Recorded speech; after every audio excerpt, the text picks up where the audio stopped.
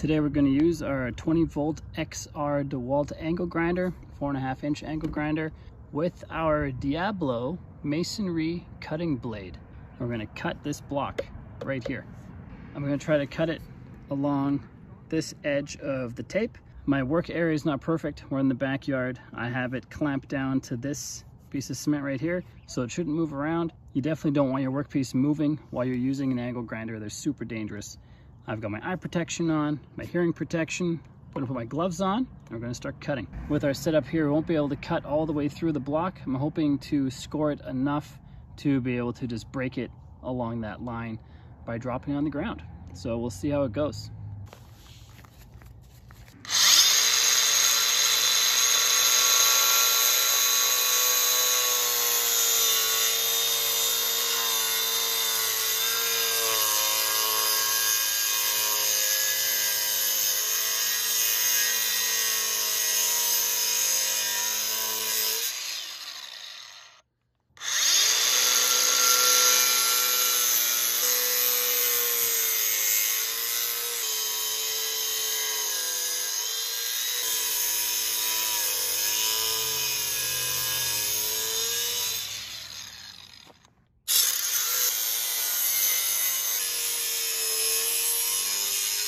That's about a third of the way through.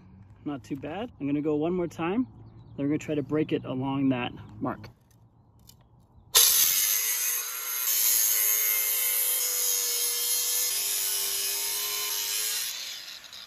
Just gonna take the clamps off.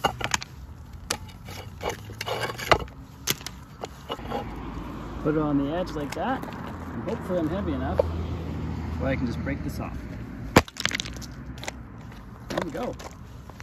Not the cleanest break. If you need this super smooth, you can use a masonry grinding disc to get this really smooth. But if you're burying this mostly in the ground, that's not bad.